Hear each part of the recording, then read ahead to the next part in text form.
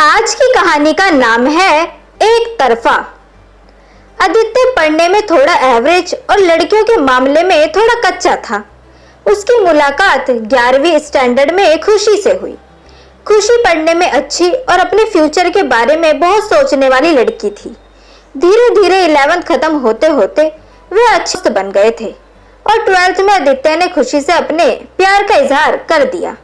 लेकिन खुशी ने इनकार करते हुए बड़े प्यार से उसे समझाया कि इससे हम दोनों की जिंदगी खराब हो जाएगी, क्योंकि हम ना ही क्लास में पढ़ाई कर पाएंगे और ना ही घर पर। आदित्य को खुशी की बात थोड़ी बुरी लगी, लेकिन फिर उसे समझ में आ गया कि खुशी सही कह रही है। उससे अपने फ्यूचर और पढ़ाई पर फोकस करना शुरू कर दिया और अब आदित्य किसी भी लड़की से बात नहीं करता था, यहाँ तक कि खुशी से भी नहीं, क्योंकि उसे लगता था कि वह जब भी खुशी से बात करता है तब उसे अच्छा नहीं लगता, क्योंकि कुछ दिन पहले तक खुशी उसकी सिर्फ क्रश थी और आज वो उसे रिजेक्ट कर चुकी थी। और आदित्य इन सब बातों को नजरअंदाज करते हुए अपने इंटरमीडिएट की परीक्षा में मेहनत करके स्कूल में फर्स्ट आ गया। बाद में आदित्य स्कूल के एक दिल्ली कॉलेज में बीटेक करने लगा। वहां भी वो किसी लड़की से बात नहीं करता था, क्योंकि खुशी ने उससे जो भी बातें कही थी कहीं ना कहीं उसके दिल में वो बैठ गई थी और जब भी उससे कोई लड़की बात करने आती तो वो मुंह फोड़ लेता। धीरे धीरे अपने पढ़ाई में और भी वह अच्छा होता गया और आखिरी में आते आते वह अपने कॉलेज में भी टॉप 10 की लिस्ट में आ गया। उसे कॉलेज से प्लेसमेंट भी मिल गई और वह जॉब करने फिर मुंबई चला गया। मुंबई में एक बहुत ही बड़ा शहर है। यहाँ के एक मोहल्ले के लोग दूसरे मोहल्ले वालों को तक नहीं जानते। वहीं जब आदित्य ऑफिस गया तो उसे वहां खुशी दिखी, लेकिन वो खुशी के लिए उसके दिल में कोई जगह नहीं थी। इसीलिए वो हर बार खुशी से छिपता रहा। इसीलिए नहीं क्योंकि वो उससे नाराज था, बल्कि इसीलिए क्योंकि वो फिर से खुशी की जिंदगी में नहीं जाना चाहता था। लेकिन वो कहते हैं ना, भगवान की मर्जी के आगे किसी की नहीं चलती। एक दिन ऑफिस के कैंटीन में खुशी ने आदित्य को देख लिया। उसके पास जाकर उससे बातें करने लगी। आदित्य के पास भी खुशी से बात करने के अलावा कोई विकल्प नहीं था। दोनों के दिल में पिछले 4 सालों से जो भी दर्द था उन्होंने एक दूसरे को बताया और खूब सारी बातें की। खुशी ने उससे बिछड़ने के बाद अपने सफर के बारे में उसे बताया। आदित्य से उसके बारे में भी पूछा, जिसके बाद आदित्य को कहीं ना कहीं लगने लगा कि खुशी गलत नहीं थी और आदित्य को फिर से खुशी से प्यार हो जाता है। कुछ दिन बीतते हैं और दोनों की दोस्ती और भी ज्यादा गहरी हो जाती है।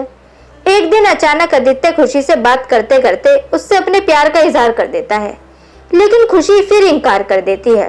और जब आदित्य उससे इस बार वजह पूछता है तो वो बताती है कि उसकी शादी तय हो चुकी है। 1 महीने बाद वो जॉब छोड़ देगी। जब ये बात आदित्य को पता चली तो वह एक बार फिर टूट गया, जिसके बाद अपने आप को संभाल नहीं पाया। एक चिट्ठी खुशी के लिए वो छोड़कर वहां से चला गया।